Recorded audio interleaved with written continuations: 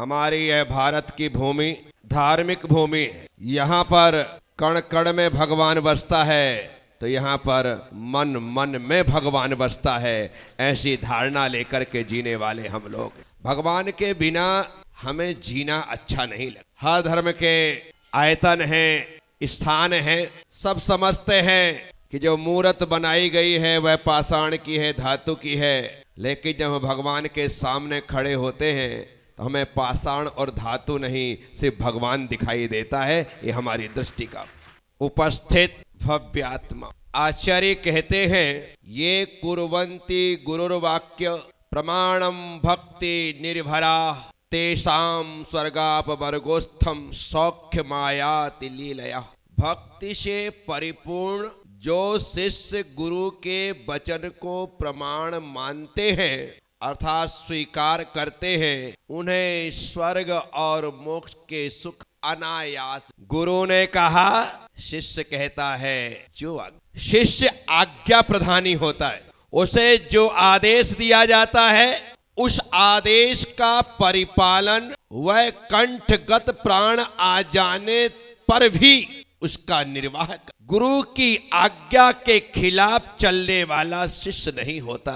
गुरु कठोर से कठोर दंड दे, उसे भी गुरु प्रसाद मान करके स्वीकार कर। शिष्य और भक्त में डिफरेंस। आप जो नीचे बैठे हैं भक्त हैं, ये जो ऊपर बैठे हैं ये शिष्य है। शिष्य के लिए आदेश होता है, भक्त के लिए उपदेश होता है। नारायण श्री कृष्ण गीता में अर्जुन को पहले उपदेश देते, लगातार उपदेश देते, लेकिन अर्जुन उस उपदेश को सुनकर के भी मानने को राजी नहीं। जब वह मानने को राजी नहीं है, गांडीव उठाने को तैयार नहीं है, तब नारायण श्री कृष्ण को कहना पड़ा यथा इच्छसी तथा, जैसी तेरी इच्छा वैसा कर। तुम्हारे साथ भी ऐसा ही। मैं घंटों बोलूं, मैं महीनों बोलूं, तुम मानो ना मानो ये तुम्हारी मर्जी है, इसमें मेरी मर्जी नहीं। क्यों? क्योंकि तुम भक्त। इसलिए मैं तुम्हें सुनाने के बाद कहता हूं यथा इच्छसी तथा करो,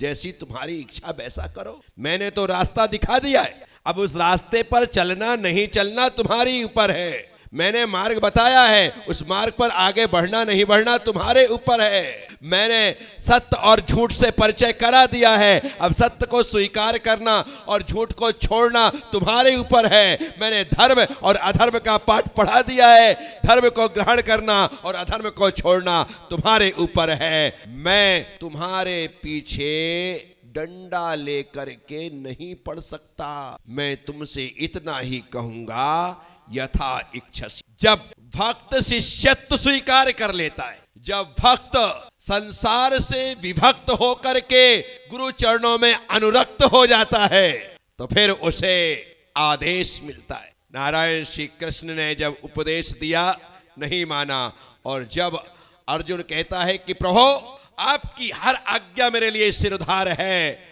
मैं सब कुछ स्वीकार करता हूं, तब नारायण श्री कृष्ण उसी गीता में लिखते हुए अर्जुन से कहते हैं सर्वधर्मान परित्यज्य मम एक शरणं व्रज।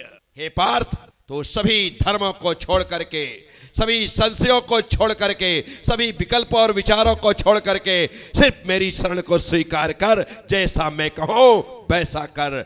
और जब ऐसा होता है तो अब अर्जुन भक्त नहीं शिष्य हो गया। और शिष्य जब हो जाता है तो जैसे अर्जुन महाभारत के लिए लड़ने के लिए तैयार हो जाता है और सारे शत्रुओं को मार देता है, बस उसी प्रकार जब शिष्य समर्पण कर देता है तो गुरु उसे कर्मों के शत्रुओं को मारने की ताकत और शक्ति प्रदान कर दे। इसीलिए भक्त तो बन गए हो, शिष्य बनने का प्रयास कर। परमात्मा से प्रार्थना करना कि हे प्रभु मुझे कभी किसी गुरु का शिष्य बनने का। भक्त सभी गुरुओं के रहो, शिष्य किसी अपने एक, जो तुम्हें आदेश दे सके। जो तुम्हें एकलव्य के बारे में सुन, कौन था किसका? लेकिन द्रोणाचार्य ने तो उसे शिष्य नहीं बनाया था। शिष्य के मन में गुरु के प्रति श्रद्धा हो तो मिट्टी का द्रोणाचार्य भी उसे श्रेष्ठ धनुर्धर बना देता है। ये श्रद्धा का परिणाम है। और यदि गुरु के प्रति श्रद्धा ना हो तो दुर्योधन जैसे गुरु के सानिध्य में रहने के बाद भी कुशल धनुर्धर नहीं हो पाते। एकलव्य ऐसा शिष्य था जिसने मिट्टी का गुरु बना करके उससे विद्या प्राप्त की। और साक्षात द्रोणाचार्य ने आकर के गुरु दक्षिणा मांगी तो अपने हाथ का अंगूठा काट के कह देता, तुमने तो भगा दिया था, तुमने तो ठुकरा दिया था, तुमने तो कह दिया था कि मैं शूद्रों को शिक्षा नहीं देता हूं, सिर्फ ब्राह्मणों को क्षत्रियों को शिक्षा देता हूं। और दक्षिणा मांगने की बात आई तो शूद्र से दक्षिणा मांगने लगे। लेकिन एकलव्य इतना कृतघ्न नहीं था। यदि उसने द्रोणाचार्य को गुरु स्वीकार किया था तो वह तो यही मानता था कि मिट्टी के द्रोणाचार्य जो मेरे सामने हैं, जितने लोग देख रहे हैं मिट्टी के द्रोणाचार्य हैं, लेकिन एकलव्य ने कभी उन्हें मिट्टी का नहीं माना। वह तो जीवित मान करके ही उनसे आदेश और आशीर्वाद लेता था और धनुर्विद्या सीखता था। इसी कारण द्रोणाचार्य के दक्षिणा मांगने पर अंगूठा काट के देने में देरी नहीं। एक क्षण में बिना सोचे बिना विचारे सारी दुनिया कहती है द्रोणाचार्य ने गलत किया और ना एकलव्य ने गलत। पहली बात है, मान के चलो कभी गलत कर क्या क्या क्या बोलो। पहली बात तो ये अपने दिल और दिमाग में फिट कर लो कि गुरु कभी गलत डिसीजन नहीं लेता है। यदि एकलव्य का अंगूठा मांगा है तो दुनिया कहती है कि ये तो एकलव्य के साथ गलत किया गया। अरे गलत गुरु कैसे करेगा? गलत गुरु ने तो एकलव्य के द्वारा जो गलत होने वाला था उससे पहले उसका अंगूठा मांग लिया, क्योंकि उन्हें पता था आज इसके पास जो शक्ति है, यदि यह इसका दुरुपयोग करेगा तो सारी धरती का विनाश हो जाएगा। तो एकलव्य का अंगूठा मान करके द्रोणाचार्य ने धरती को विनाश से बचाया था। इसलिए गुरु ने गलत नहीं किया। गुरु ने गलत और एकलव्य ने भी गलत नहीं किया। शिष्य था, गुरु ने मांगा दे दिया। ये शिष्य की पहचान है। वो तर्क नहीं करता। शिष्य के पास सिर्फ समर्पण होता है, तर्क नहीं हो। शिष्य के हाथ 24 घंटे जुड़े होते हैं। वह सिर्फ इंतजार में रहता है कि अब मेरा पात्र भरेगा। एक पक्षी होता है जिसका नाम है पीहा। नाम सुना है? वह पक्षी इन दिनों आकाश में उड़ता हुआ एक ही आवाज करता है, प्यासा हूं। क्या बोलता है? प्यासा हूं। उसकी आवाज आप ध्यान से सुनो तो ऐसा लगता है प्यासा हूं, और वो उड़ता रहता। और उसका जो कंठ और मुख है वो आसमान की ओर होता है। वह पानी की बूंद के गिरने का इंतजार। आप कहोगे इतना पानी भरा है कहीं भी पी ले, परंतु उसको उस पानी में मजा नहीं आता। वो डायरेक्ट उस जल को लेना चाहता है, पीना चाहे, और उसकी पुकार सुनी जाती है, पानी बरसता है, उसकी प्यास। सदा लालायित रहिए। गुरु के उपदेश को सुनने वाले तो हजारों लोग होते हैं, लेकिन गुरु के आदेश को मानने वाले गिने चुने अंगुली में गिने जाने वाले लोग होते हैं, जो गुरु के आदेश का इंतजार करते हैं कि गुरु आदेश हमें प्रदान करें और हम उनकी आज्ञा का परिपालन करें। गिने चुने लोग। ये मुनि जीवन कोई कठिन जीवन नहीं है। आप लोगों को लगता है बहुत कठिन है। बलवंत जी, आपका जीवन कठिन है, हमारा जीवन तो बहुत सरल है। आप जिस ग्रस्त जीवन में जीते हैं, सुबह से शाम तक तुम अपने परिवार के लिए खून पसीना बहाते हो, बोलो हाँ। मेहनत मशक्कत करते हो, बोलो हाँ। चूल्हा फूंक फूंक करके आंखें लाल हो गई, बोलो हाँ। कहाँ रहा चूल्हा? हाँ बोल रहे। जानबूझ करके मैंने हाँ बुलवाया। देखो तुम झूठ बोलती हो सच।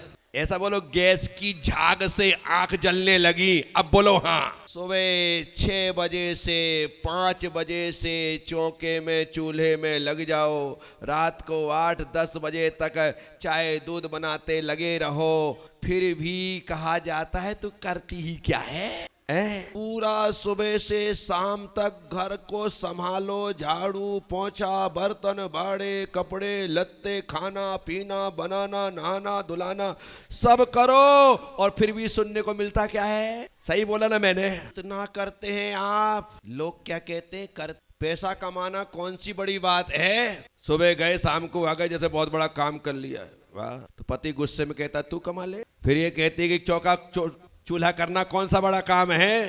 पत्नी कहती आप कर लो, पता लग जाएगा। काम कोई भी छोटा, काम कोई भी छोटा बोलो नहीं होता, हर काम बड़ा है, हर काम अच्छा है। आपको काम करने में आनंद आना चाहिए। एक सासू 4 बहुएं थी। कितनी? 4 बहुएं थी, और सासू ने चारों बहुओं को काम दे रखे थे। एक का काम चौका संभालना, एक का काम घर को साफ सुथरा करना, एक का बर्तन का काम, एक का कपड़े लत्ते का काम, ये सब काम दे रखे थे। जो छोटी बहू थी उसको झाड़ू पोंछा का काम, जो बड़ी बहू थी उसको चौके चूल्हे का काम दे रखा था। बड़ी बहू समझती थी कि मुझे तो अच्छा काम मिला है, झाड़ू लगा रही, ऐसा लगता था। अब जो छोटी बहू थी, झाड़ू का काम मिला था, पोंछे का काम मिला था, लेकिन इस काम को पाकर के बड़ी खुश थी। वो झाड़ू लगाती थी तो झूमते झूमते गाते गाते लगाती थी, पोंछा लगाती थी तो बड़े आनंद से लगाती थी। जेठानी देख करके सिर खुजाती थी कि मैं यहाँ गैस के सामने, चूल्हे के सामने पसीने पसीने हो रही हूँ, और इतने नाच नाच करके झूम झूम करके झाड़ू लगा रही है। लगता है कि ये काम ज्यादा अच्छा है, मेरा काम ज्यादा कठिन है। मम्मी जी ने दोष दिया है अपनी देवरानी को पास बुला करके, कल से मैं झाड़ू लगाऊंगी, तू चौका लगाया कर। जी आपकी जैसी इच्छा, मैं चौका लगा लूंगी, मैं भोजन बना दूंगी, आप झाड़ू लगाओ। उसने फटाफट झाड़ू अपनी जेठानी को थमा दी और चौके में जाकर के उड़सा बेलन ले लिया, रोटियां बनाने लगी। अब रोटी बनाए तो वहां झूम झूम करके बनाए। वो झाड़ू लगाने वाली जेठानी तो खांस खांस के छींक छींक के परेशान हो गई कि कहाँ की मुसीबत मैंने ले ली। और ये देखो कि बढ़िया झूम करके रोटी बना रही है, इत्मीनान के साथ इतनी सारी रोटी बना दी, सब्जी बना दी, सबको बना दिया, सबको बिठा के खिला दिया। हुआ क्या? काम कोई भी अच्छा बुरा नहीं होता है, आप कितने मन से कर रहे हैं यह बड़ी बात होती है। काम को झाड़ू लगाओ तो मस्ती से लगाओ, और रोटी बनाओ तो मस्ती से बनाओ।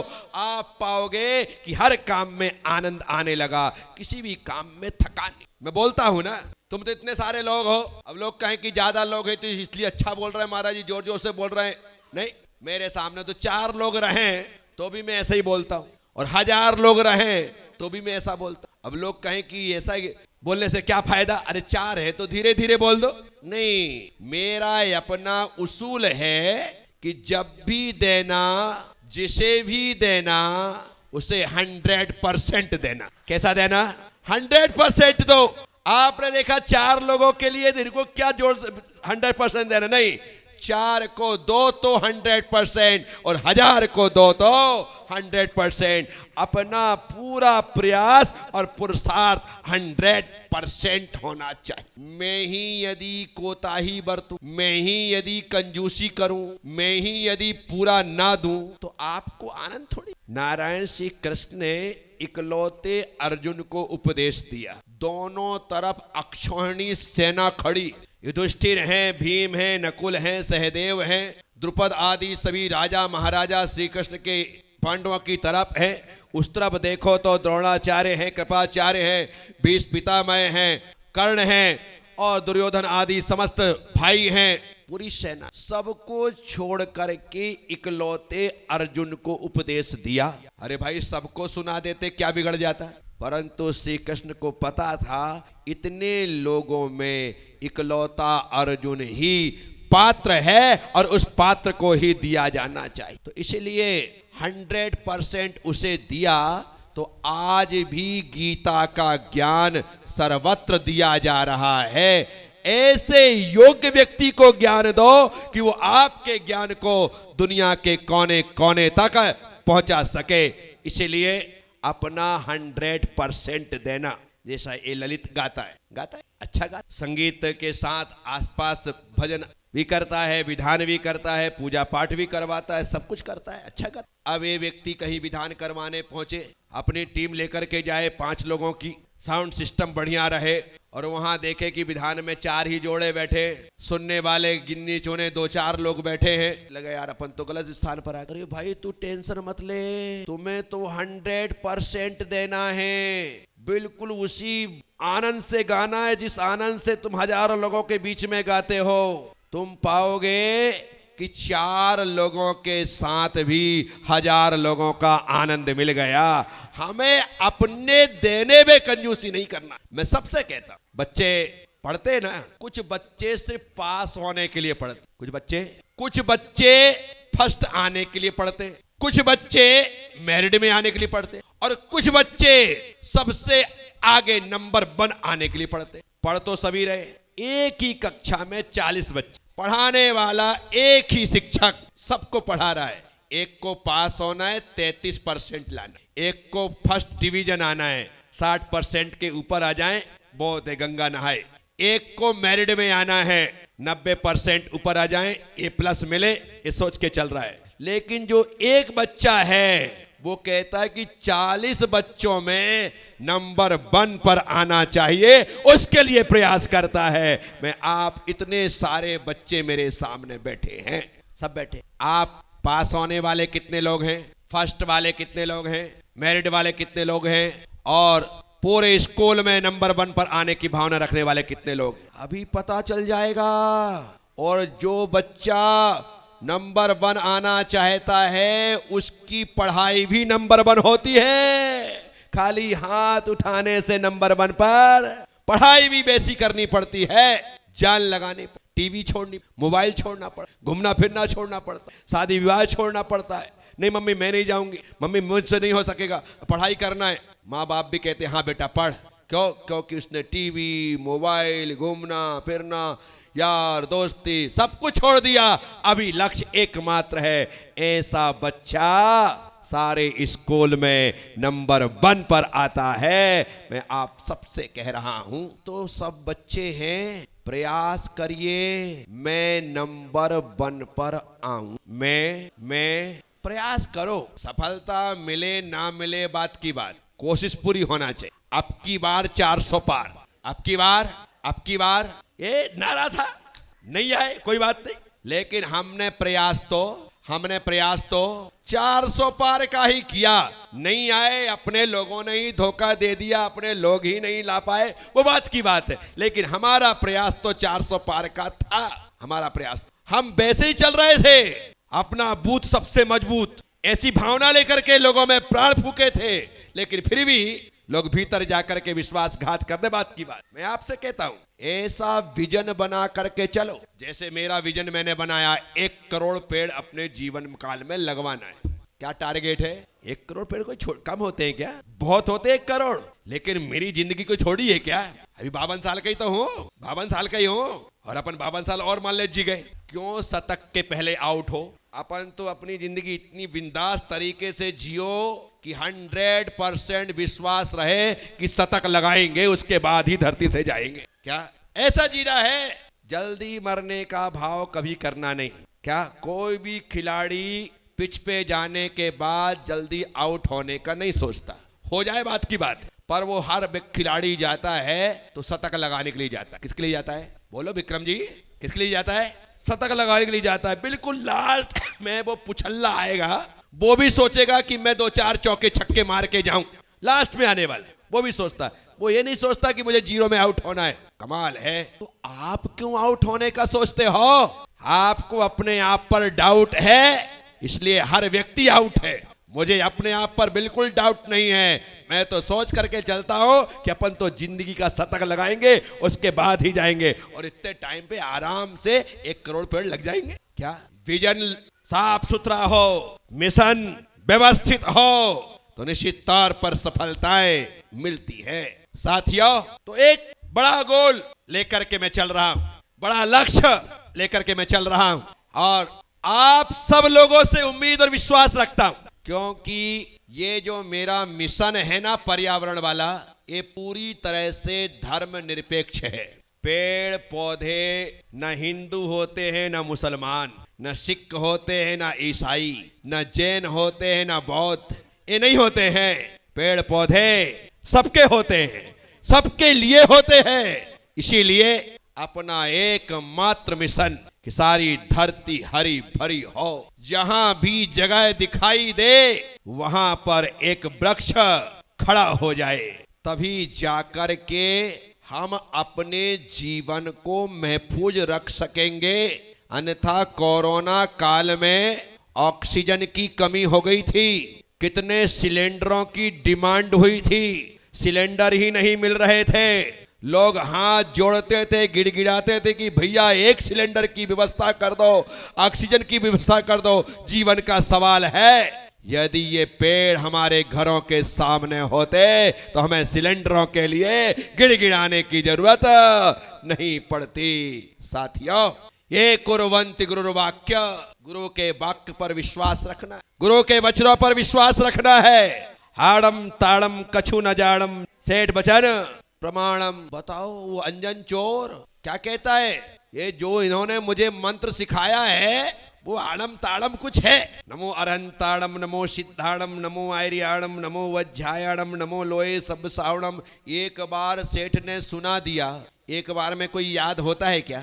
होता है क्या? नहीं होता। उस चोर को भी याद नहीं हुआ। अब उसके पास इतना वक्त नहीं था कि मंत्र सीख ले, फटाफट पेड़ पे चढ़ गया। 84 रस्सियों में जो सीके बांध रखे थे, जाकर के आसन ग्रहण कर लिया। नीचे नंगे अस्त्र शस्त्र खड़े हुए हैं और उन सीकों को मंत्र पढ़ते हुए एक एक करके काटना है। उसके पास इतना टाइम नहीं था, ना मंत्र सीखने का, ना एक एक करके काटने का। उसको तो ये विश्वास था कि जो सेठ जी है ये झूठ नहीं बोल, इन्होंने जो विधि बताई है ये बिल्कुल सही है। तो क्या कहता है? आड़म ताड़म कछु न जाड़म, मैं कुछ नहीं जानता। सेठ वचन प्रमाणम, जो सेठ कह रहा है वो बिल्कुल सत्य है।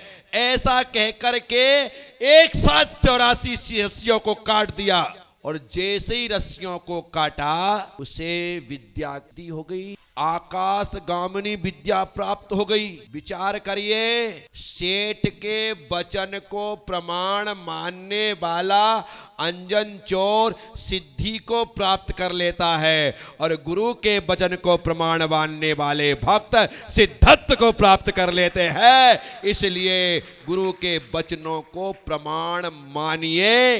गुरु ने कहा है, जो गुरु कहते हैं वह वचन, पर गुरु भी वही कहे जो आगम में कहा है। अपने मन से कही गई बातें स्वीकार नहीं की जा सकती।